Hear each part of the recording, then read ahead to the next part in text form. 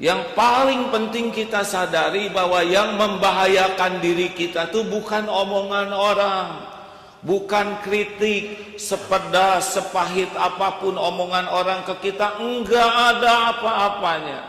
Tidak membahayakan sama sekali. Yang membahayakan bagi kita bukan kritiknya, tapi ketidakmauan kita menerima kritik. Itu bahaya bagi kita. Jelas hadirin? Jelas.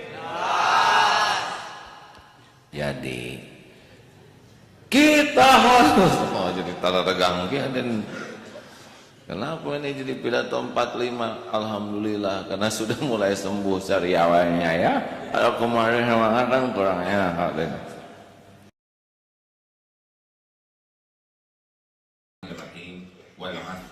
innal insana lafi khusrin illa alladziina amanu wa 'amilus shalihati wa tawassaw bil haqq wa tawassaw bis sabr. Demi masa sesungguhnya setiap insan dalam kerugian kecuali orang yang beriman, beramal soleh dan saling menasihati dalam hak, kebenaran dan kesabaran. Semakin hari kita semakin rugi, semakin hari kita semakin rugi kecuali orang yang semakin hari imannya makin kuat, yang amalnya makin berkualitas, baik nambah amal maupun ahsanu amalan, dan yang semakin hari semakin berkemampuan untuk saling menasihati dalam kebenaran dan kesabaran. Artinya kita harus punya kemampuan untuk menerima nasihat tentang kebenaran dan kesabaran, dan kita pun memiliki kemampuan untuk bisa memberi nasihat. Pupuk iman adalah ilmu. Orang yang kurang ilmu agama yakin akan kurang imannya. Tapi tidak setiap orang yang belajar ilmu agama akan bertambah imannya, tergantung niatnya. Kalau belajar ilmu agama untuk yakin ingin dekat dengan Allah, nambah iman. Tetapi belajar ilmu agama hanya untuk dianggap ustadz atau ustazah, belajar ilmu agama hanya untuk gelar, belajar ilmu agama hanya untuk bisa ceramah, dan Allah tahu setiap isi hati, maka ilmu itu tidak akan berbekas dalam kepribadiannya. Karena Allah tahu bahwa dia niat mencari ilmu agama bukan untuk mendekat kepada Allah, tapi memanfaatkan ilmu agama hanya untuk duniawi belaka. Pastikan adik-adik seluruh yang pesantren, tidak ada yang lebih penting dalam hidup ini selain jadi dekat dengan Allah. Kalau kita dekat dengan Allah, Allah akan membimbing kita mendapatkan yang terbaik dari hidup ini. Dunia ini kecil, tidak ada apa-apanya, hanya tempat mampir sebentar, tidak layak dijadikan cita-cita utama. Ini hanya menjadi tempat antara saja. Oleh karena itu, hati-hati bagi yang belajar ilmu agama salah niat, tidak akan merasakan nikmatnya iman, tidak akan berbuah akhlakul karimah, tidak akan merasakan hidup nyaman, indah dan berkah. Yang kedua, belajar ilmu akan menguatkan iman kalau jadi amal. Allah tidak melihat jumlah ilmu yang dimiliki, tapi bagaimana kualitas amal dan kebersihan hati. Karena ilmu itu diciptakan untuk memandu amal, bukan untuk gaya-gayaan. Tahu ilmu sholat, tidak pernah sholat, itu malah jadi petaka bagi dirinya. Beda dengan yang tidak tahu ilmu sholat dan tidak sholat. Yang lebih fatal lagi, tahu ilmu sholat, ngajarin sholat, tapi dia tidak sholat. Nauzubillahi min dzalik. Hadirin, dan keterampilan yang ketiga adalah mencari ilmu supaya kita bisa saling menasehati dalam kebenaran dan kesabaran. Baik, ini yang kita bahas dalam kesempatan kali ini. Kemampuan menerima kritik dan kemampuan dikritik, mengkritik. Mana yang lebih penting? Kemampuan menerima kritik, kemampuan mengkritik. Menerima atau Mana yang kita bahas duluan? Keterampilan mana yang terpenting? Menerima atau memberi kritik? Asal santri kalau dengar kritik langsung cenghar, ya. Baik. Apa yang selalu kita minta setiap hari di dalam sholat? Yang paling tidak pernah lepas kita minta adalah ihdinas siratal mustaqim. Ya Allah, tunjukkan jalan yang lurus, siratal ladzina an'amta alaihim, jalan orang-orang yang Kau beri nikmat, ghairil maghdubi alaihim, bukan jalan orang yang Kau murkai, waladhdallin, dan bukan jalan orang yang sesat. Tiap hari kita meminta kepada Allah agar kita diberi petunjuk. Allah, saya mohon dicek ini suaranya baik ini sampai ke studio. Ya, saya khawatir kita tidak bisa memberikan yang terbaik. Tolong dicek dan diberi respon ini para jamaah. Apakah kualitas suara radio streaming atau pemancar langsung baik atau tidak? Baik tidak? Cukup baik itu C, ya. Oh, memang ada yang kurang ya, karena mendengar di radio AA ini asa kurang jernih. Tes, nah ini membaik sedikit nih. Tolong selalu dalam keadaan mengontrol ya. Siapapun yang jarang mengontrol pasti akan membesar masalahnya. Teruskan, keterampilan mana?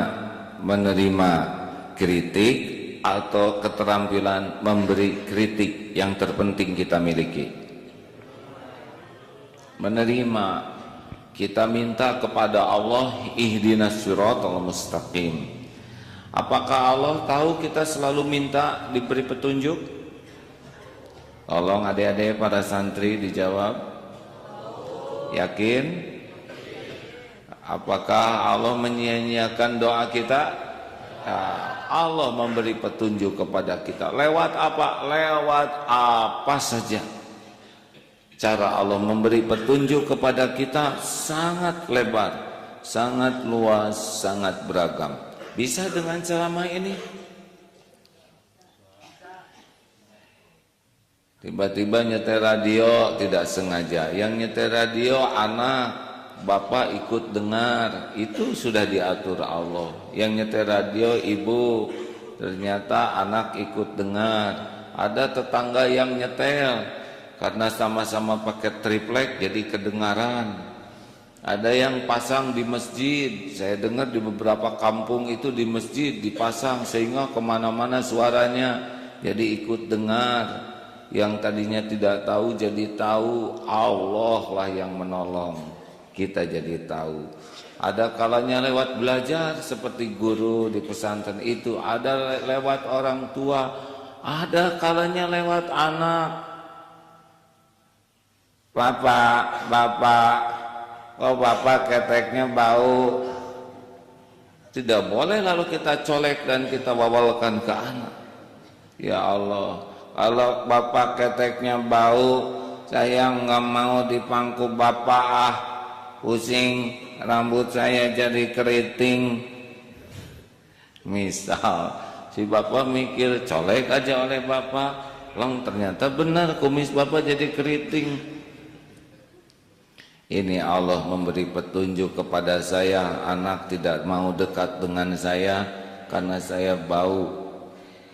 Mata ke anak, telinga ke anak, tapi karena benar hati ke Allah, ini Allah yang memberi petunjuk. Bisa lewat anak, bisa lewat orang-orang yang tidak kita sukai. Kata temen atau siapa, hei, kamu jangan cuma ngomong aja, ngomong bener lo, tapi kelakuan gak cocok. Apa artinya tuh kopiah putih? Apa artinya mesantren kalau kelakuannya gak cocok dengan omongan? Masih mendingan gue awam, tapi ya lumayan lah, gak suka ngomongin orang kayak kamu gitu. Coba, ada dua kan yang diomongkan, yang satu ngoreksi di kita, yang satu dia ngebela dirinya sendiri. Mana yang penting bagi kita? Omongan dia tentang ngebela dirinya atau koreksi tentang kita? Tanyain tuh sama tetangga-tetangga, ngomong aja, ngomong si bener, dalil si sohi, kelakuan maudu, palsu. Wah, kalau nafsu pasti kita tersinggung oleh omongannya. Tapi rata-rata omongan gitu. Ini petunjuk Allah. Atau bisa jadi lewat kucing, ya. Bagaimana kucing? Ya itu yang cerita dulu itu. Tiba-tiba pipis aja di sarung adek tuh. Kenapa ini santri segini banyak saya dikencingin? Tiba-tiba datang kucing yang satu lagi.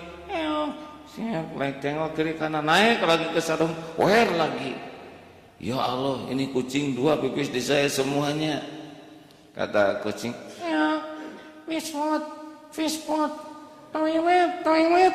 Oh, berarti saya disangka toilet.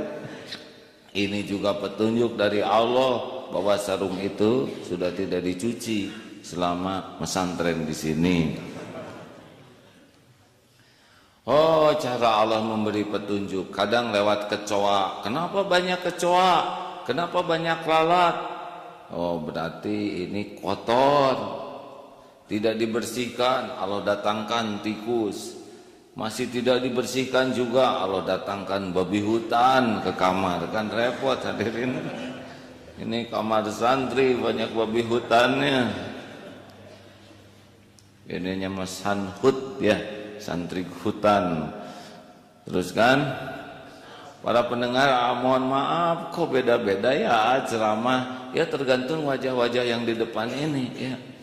Kalau wajah-wajahnya lucu jadi pengen nggak lucu. Kalau wajahnya banyak dosa pengen membahas tobat ya. Terus kan? Nah, gak usah pusingkan. Yang paling penting kita sadari bahwa yang membahayakan diri kita itu bukan omongan orang. Bukan kritik, sepedas, sepahit apapun omongan orang ke kita, enggak ada apa-apanya. Tidak membahayakan sama sekali. Yang membahayakan bagi kita bukan kritiknya, tapi ketidakmauan kita menerima kritik. Itu bahaya bagi kita. Jelas hadirin? Jelas. Jadi kita harus jadi tanda tegang dan kenapa ini jadi pidato 45? Alhamdulillah karena sudah mulai sembuh dari awalnya ya. Kalau kemarin kan kurang enak dan jadi lupa lagi sampai di mana hadirin. Jadi yang wajib kita miliki bagi orang yang mau maju adalah keterampilan untuk menerima masukan dalam bentuk apapun, mau enak, mau enggak enak, mau lembut, mau keras, mau kata-katanya kasar, tajam, enggak ada masalah. Orang tidak ada yang luka badannya karena kata-kata. Benar? Ini yang harus dilatih. Itulah sebabnya di antara latihan SSG, latihan santri, latihan untuk menerima perintah yang keras, tegas dan sebagainya, itu latihan. Dan pelatih memang disuruhnya melatih. Mendengung. Halo, baik-baik saja. Ya, aman-aman dengan semangat barusan. Semangat ya, bagus. Jadi para pendengar yang baik, wajib bagi kita nih, bagi orang yang ingin tidak rugi ya. Kalau enggak punya kemampuan menerima kritik, kita rugi. Kenapa? Jauh lebih penting dikritik daripada dipuji. Jauh lebih penting kita disebut-sebut kesalahan dan kekurangan kita daripada dipuji-puji tentang kelebihan. Kenapa ada orang yang tidak bisa menerima kritik? Orang yang tidak bisa menerima kritik itu hanya orang-orang yang sombong. Batarul haq wa ghamtun nas. Itu menurut Rasulullah SAW. Orang-orang yang sombong alias takabur, orang yang dibenci Allah, la yadkhulul jannah man kana fi qalbihi mithqalu dzarratin min kibr. Tidak selamat masuk surga orang yang di dalam hatinya ada takabur walau sebesar zarah. Cirinya dua. Satu, mendustakan kebenaran, dan yang kedua, menganggap remeh orang lain. Kalau kita punya penyakit sombong, takabur, enggak akan bahagia, tidak akan selamat, kita akan awet dalam kebodohan, awet dalam kekotoran, awet dalam kehinaan. Jelas adik-adik sekalian? Makanya latihan terpenting bagi kita adalah latihan menerima nasihat. Mau pedas tajam kritik, enggak apa-apa. Sok sekarang tes ke AA, kritik dengan tajam. Ayo. Tajam gitu, ayo. Enggak ngepek hadirin. Jadi kita tidak perlu memerlukan kritik yang menyentuh. Karena ada kisah kisah menyentuh, udah pernah dengar nggak? Ini kisah tuh menyentuh aja. Jadi gini, ada anak kecil melihat seekor kucing, lalu anak itu menyentuh kepala kucing. Lalu anak itu pergi, lalu lihat kucing lagi, lalu anak itu menyentuh sekarang badan kucing. Lalu anak itu kemudian sebelum berangkat, ini kisah menyentuh ekor kucing. Begitulah hadirin, ini kisah yang menyentuh ya.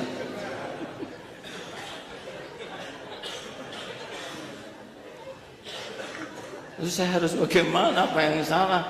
Ini kan kisah menyentuh ya. Menyentuh kepala, menyentuh badan, menyentuh ekor. Akhirnya anak itu pergilah sambil menyentuh pintu. Begitulah, ini kisah menyentuh ya. Enggak nyambung ah. Terus kan? Sampai di mana tadi itu yang aslinya? Jadi kita nggak usah maksa. Jadi latihan kita harus kita miliki, latihan ngomong orang ngomong jelek, ngomong nggak enak ke kita itu penting. Lalu kenapa kita nggak bisa? Karena ujub, sudah merasa diri mulia, merasa suci, merasa soleh, merasa benar, udah ujub. Pasangan penyakit ujub adalah takabur, sombong. Jadi kalau orang sombong, kalau ada yang mengkritik langsung wajahnya beda, terus sibuk ngebela diri, ini standar ya, karena tidak merasa bersalah dan sibuk nyerang, udah standar sekali. Tolong dong, kamu ini kan udah lama pesantren di sini, kasih contoh dong ke kami. Jangan ngurusin saya, kamu. Walaupun saya lama di sini kan yang paling penting kedudukan di sisi Allah Subhanahu wa taala. Saya nggak pernah pamer amal soleh, Allah tahu isi hati saya. Ini apa? Pikir, kamu juga belum benar, jangan nasihatin saya, nasihatin diri sendiri. Ini udah khas sekali polanya. Satu, wajahnya nggak suka, kemudian dia lebih sibuk ngebela diri di dalam, kemudian memberikan alasan dan nyerang. Ini ciri khas sekali orang yang bakal sulit berubah kalau tidak dengan habis-habisan menyadari kesombongannya. Malaslah kita juga ngasih masukan kepada yang sedang bela diri, benar? Seorang suami dikoreksi oleh istrinya, "Pak, kalau bisa papa tuh jangan suka marah-marah aja dong." Bu, ini bukan kemarahan. Papa itu pribadinya mirip Umar bin Khattab.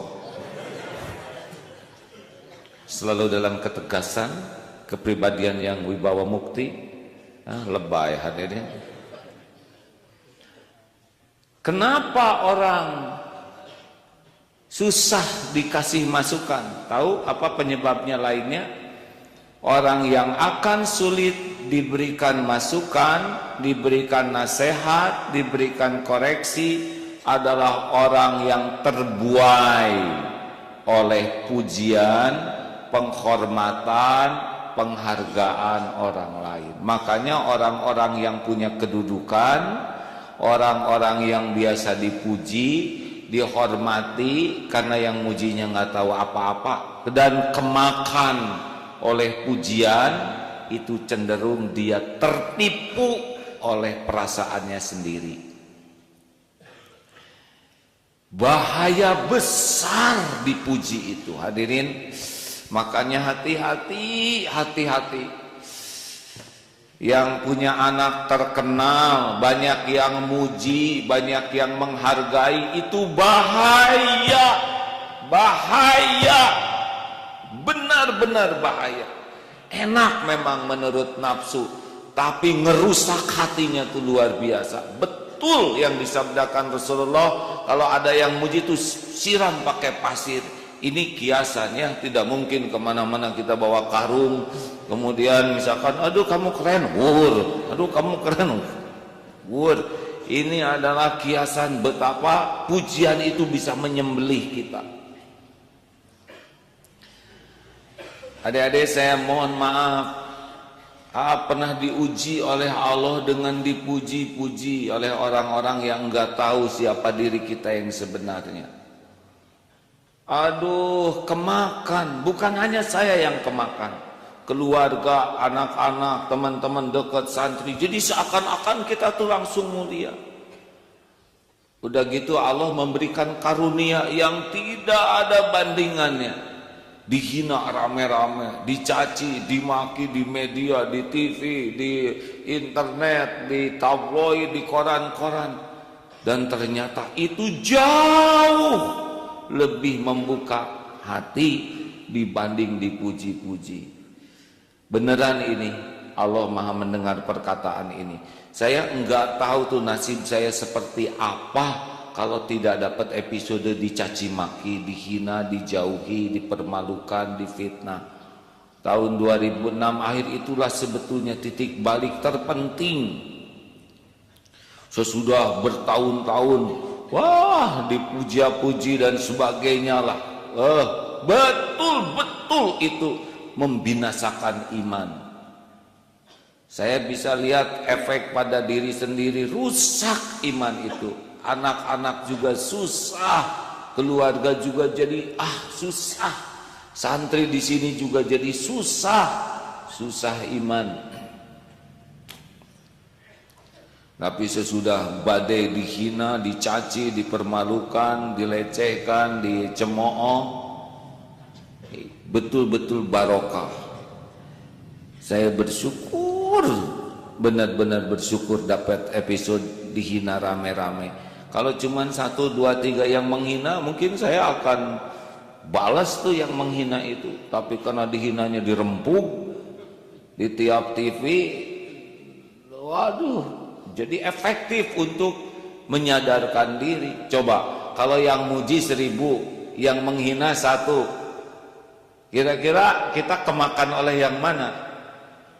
Yang muji, ya kan?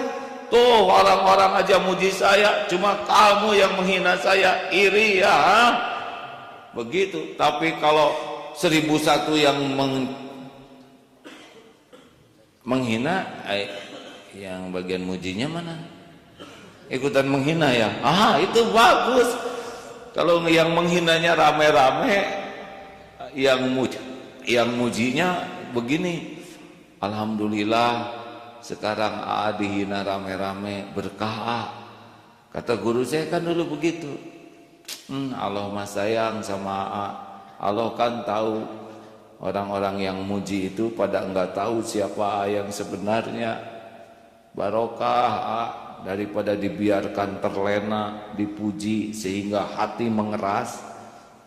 Dulu begitu. Jadi yang senang malah orang-orang yang berilmu tinggi waktu itu.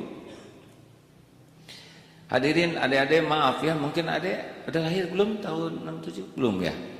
Baru dalam rencana. Oh iya, nggak apa-apa deh, nggak apa-apa. Jadi beliau belum paham situasi ya. Yang rada paham ibu-ibu ya kan. Nah begitulah 8 tahun yang lalu, dia 8 tahun yang lalu caci maki itu ternyata jauh lebih menyelamatkan. Makanya sekarang kalau lihat ada anak itu dipuji-puji, aduh tegang. Atau kemarin siapa? Pele dapat penghargaan di TV ya tahun lalu yang SMP itu. Sejujurnya saya emang nggak bangga lah. Ada santri Darut Tauhid menjadi di sebuah TV ya sebagai penceramah aduh serem, takut kemakan. Apalagi ini SMP, takut kemakan seakan-akan saya sudah terkenal soleh. Itu bisa ngerusak sekali hati kalau tidak siap. Ini santri ini juara olimpiade itu, aduh tegang. Makanya kalau ada kejuaraan-kejuaraan yang diikutin santri, saya suka nanya, kayak tunggu dulu ini akhlaknya gimana. Ini santri ini dapat medali emas, bela diri, aduh serem ya. Bukan medali emasnya yang serem, tapi lihat akhlaknya gimana. Sebab kalau akhlaknya enggak bagus, dia dapat medali emas, bahaya itu kawan-kawannya yang bisa jadi raja di kelas, ya kan?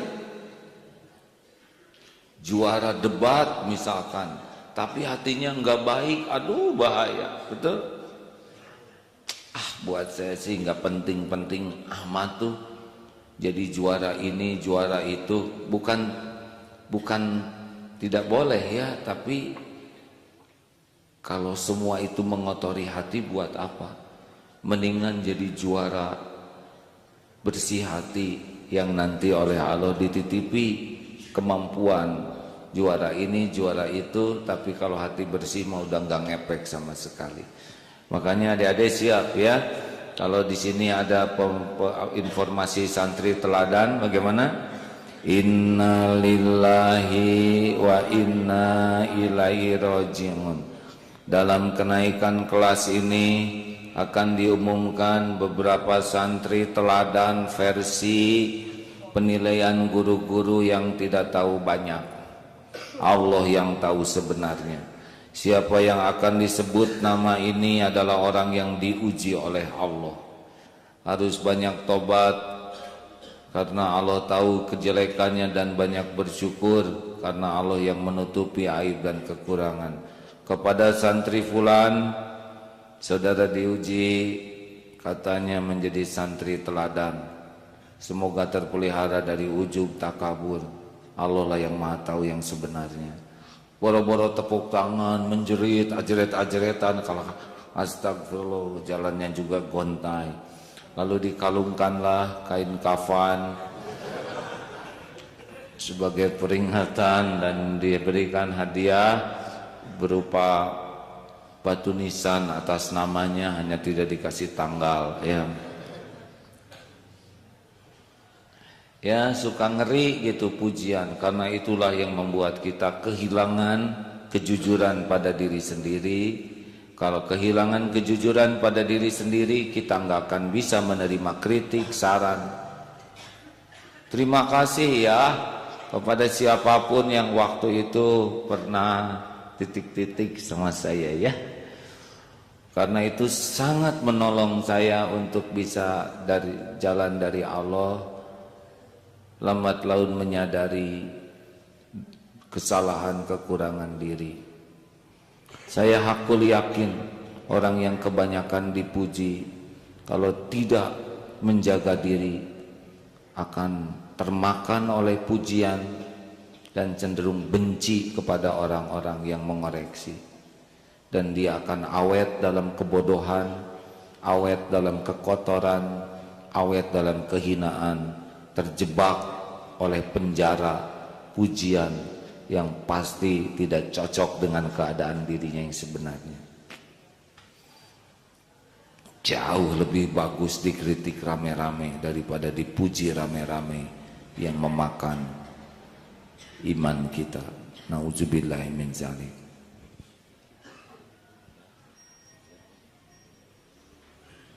Begitulah, ya, sambungkan tangannya, angkat, ya, turunkan. Terima kasih, ya. Para pendengar, pengumuman besok AA ceramah di Masjid Istiqlal. Hari Senin pemberangkatan haji MQ Travel Plus.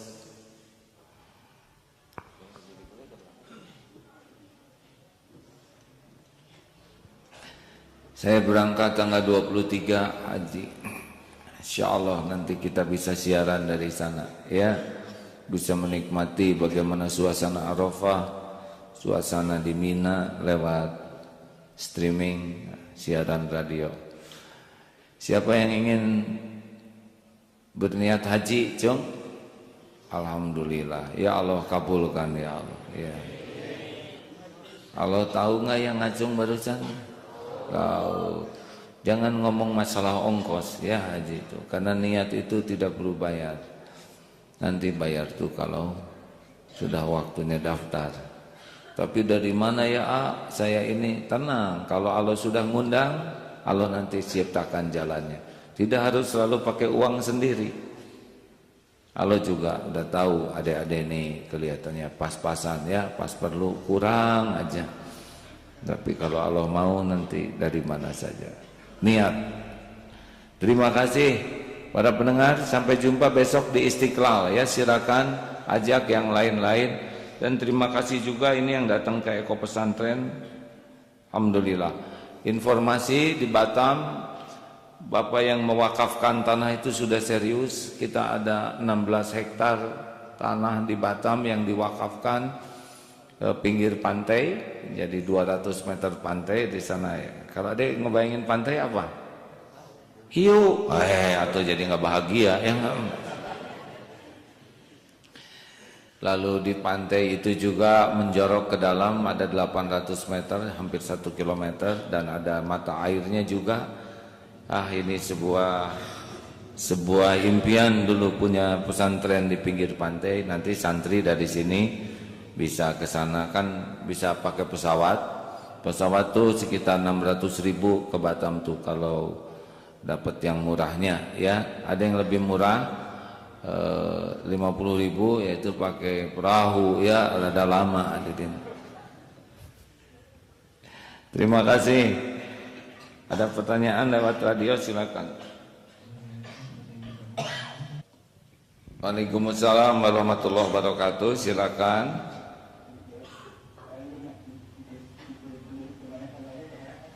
Sehat, Gus. Agus kemarin ke sana enggak? Ke Masjid Agung, ya, di Tasik, ya. Ya, sempat lihat Agus, ya. Agus lihat enggak? Iya, saya kan di panggung, ya, jadi pasti kelihatan.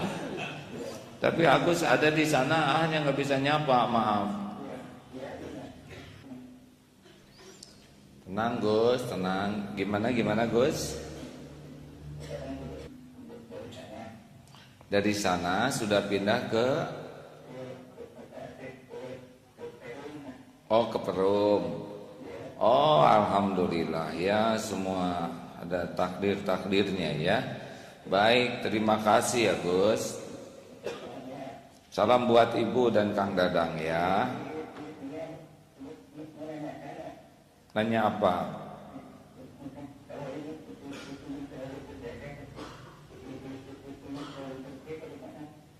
Ingin selalu bersih, bagaimana? Dibersihkan, ya. Gus, yang ingin bersih apa? Hati. bukan nggak boleh kadang-kadang, kalau bersih hati itu wajib, harus jadi program. Jadi banyak istighfar, itu ya 5 itu, tekad kuat, perbanyak tobat, jauhi maksiat, tingkatkan taat, tebarkan manfaat. Jelas Gus? Iya, baik. Makasih ya Gus. Assalamualaikum Gus. Baik. Ini ada informasi dari Kanada. Waduh, ikut ngacung mau pergi haji bersama AA. Ini dari kamera kelihatan deh. Thank you ya, thank you. Itu bahasa Inggris hadirin, thank you tuh ya. Baik, selanjutnya. Iya Bu. Terima kasih Bu. Dari mana ya? Wonosobo. Alhamdulillah, kula ngaturaken matur suwun sanget yo. Mbah, Bu, ya silakan. Ibu,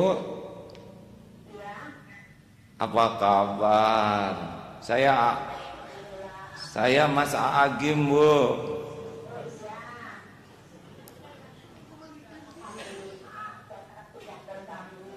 Iya, ada yang bisa saya bantu Bu?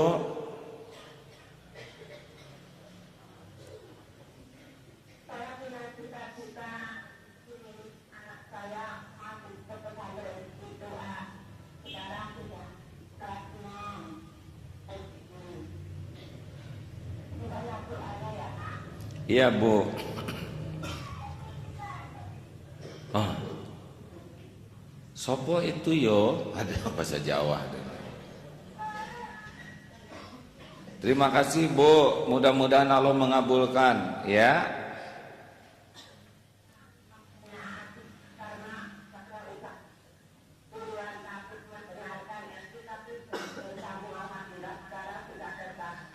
Alhamdulillah, judulnya adalah segalanya ada waktunya ya Mbah.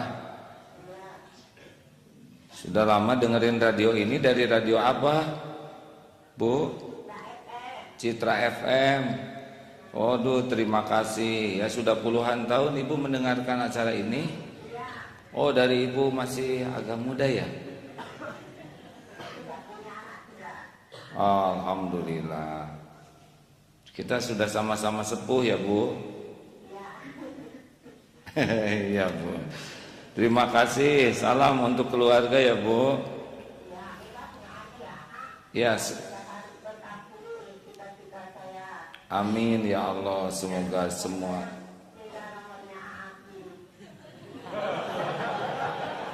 Nomor apa Bu? Nomor 41 ya. Nomor 41. Kalau kopea nomor 6. Ayo, mau nomor apa lagi?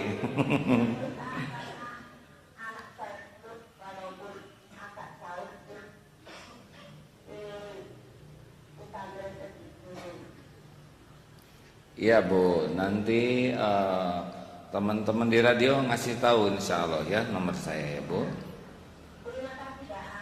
Iya Bu. Amin, amin, amin. Terima kasih. Amin. Terima kasih ya Bu. Waalaikumsalam warahmatullahi wabarakatuh. Terima kasih, senang banyak saudara di seluruh dunia, ya kan? Apalagi dalam hidup ini kan, tinggal hidup, cari ilmu, berusaha diamalkan dan disampaikan sebisanya sesudah diamalkan. Gitu. Pokoknya manfaat. Terima kasih warga Batam, siap-siap kita bangun pesantren di sana ya. Insya Allah.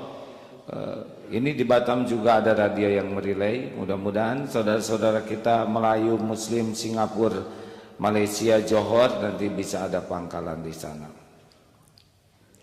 Juga akan lebih banyak waktu di Batam. Mungkin seminggu di Batam, seminggu di Jawa begitu, supaya bisa terbangun lebih cepat juga di sana. Silakan, ada pertanyaan lain?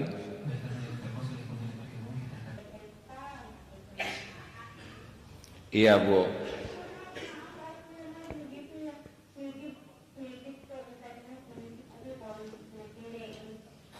Baik.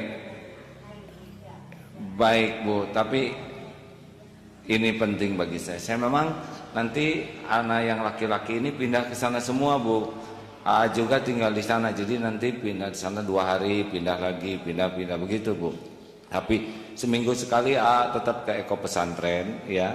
Hanya pagi merilai, pakai TV, pakai radio, harusnya begitu. Tapi memang yang paling ini juga kepikiran nih. Kalau pagi gini tuh yang di sana belum ikut.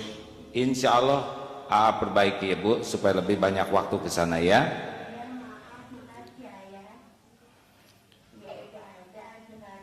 Iya, Bu, terima kasih. Terima kasih. Iya, baik, Bu. Saya bersyukur dapat masukan ini.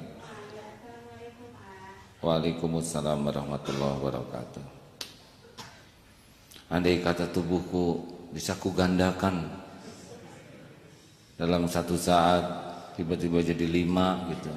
Agim 1, agim 2, agim 3. Yang repot kalau 5-5-nya mules, ya kan. Tapi amanah ini. Makanya santri yang di Geger Kalong ini kalau nggak begitu serius belajar, rugi lah ya. Baik, Bu, Ibu, tapi ini benar-benar akan membuat jadwal lebih disiplin lagi, sebanyak mungkin bisa hadir ke Eko Pesantren ini ya. Juga maaf nih santri yang di Kerawang yang sudah panen lele dan santri di Cijanggal, tapi nanti diupayakan seminggu sekali nginep di pesantren sehingga sama-sama, walaupun pesantrennya nanti beberapa, tapi semuanya bisa kebagian. Dan sebetulnya memang seperti yang Ibu katakan, tidak boleh karena makhluk, karena jalan ilmu dari Allah sangat banyak. Para ustadz, mudaris, mudarisa juga bisa jadi jalan ilmu yang lebih baik dari Allah Subhanahu wa ta'ala. Seperti mudarisah yang wafat kemarin, itu kan akhlaknya sangat baik, perjuangannya sangat gigih, pengorbanannya sangat besar. Walaupun masih muda, ya Allah mengambil pulang karena memang sudah waktunya. Masya Allah. Terakhir, berbahagialah bagi yang senang menerima masukan, kritik, keripik, mau sepedas apapun enak. Tidak usah sibuk menjawab, tidak usah sibuk bela diri, sibuk tafakuri, dan anggap ini rezeki dari Allah. Allah yang menggerakkan orang yang mengkritik kita. Tidak ada pentingnya bagi kita membela diri. Penting bagi kita adalah PDLT, perbaiki diri dan lakukan yang terbaik. Tidak penting kita dihargai orang lain, yang penting kita adalah tahu kekurangan kita dan bisa memperbaiki diri. Sibuk membela diri adalah kesibukan kita cari kedudukan di hati makhluk. Sibuk memperbaiki diri adalah kesibukan kita mencari kedudukan di sisi Allah. Tidak ada apa-apanya kedudukan di sisi makhluk. Kalau kita yang ngaco, tidak ada apa-apanya. Kita di akhirat akan masing-masing. Kita akan nanggung. Orang-orang yang muji kita, yang menghormati kita, nggak ada apa-apanya, mereka juga nanggung. Kita akan tanggung diri kita sendiri. Latih untuk sibuk menerima kritik, masukan, saran daripada dipuji. Kalau dipuji, tobat. Bagi orang tua yang anaknya sering dipuji, latih, karena belum tentu pujian-pujian itu akan menguatkan iman, bahkan bisa jadi melemahkan iman seseorang. Orang-orang yang kemakan oleh pujian, penghargaan, salah satu penyakitnya adalah ujub, lupa diri, merasa diri mulia, hebat, lalu sombong. Kalau sudah sombong pasti ria, senang pamer. Kalau sudah ria, enggak asli hidupnya, hanya tukang topeng, munafik. Lalu dia akan menjadi pendengki sejati, karena dia tidak akan suka kepada orang-orang yang menjadi pesaingnya. Penyakit komplit. Tua sih gampang, tapi menjadi orang yang bijak itu tidak gampang. Dan salah satu penyebab rusaknya adalah tidak siap menghadapi pujian, penghargaan, penghormatan. Kita tidak bisa memaksa orang tidak muji. Kalau orang mau muji ya biar, tapi jangan sampai ketipu, kemakan oleh pujian, apalagi sampai mabok pujian. Orang mabok pujian hidupnya tidak normal, dan orang yang mabok pujian pasti akan nyari terus orang-orang yang muji dan akan menjauhi orang-orang yang tidak muji. Nauzubillahi min dzalik. Orang yang gemar dipuji cenderung hidupnya menjadi munafik. Munafik adalah orang yang dibenci oleh Allah dan juga dibenci oleh manusia. Ini akibat tidak siap menghadapi ujian, pujian, penghormatan, penghargaan.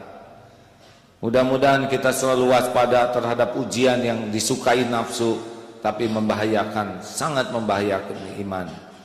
Allah lah pelindung kita. Subhanakallahumma wa bihamdika asyhadu alla ilaha illa anta astaghfiruka wa atubu ilaik. Assalamualaikum warahmatullahi wabarakatuh.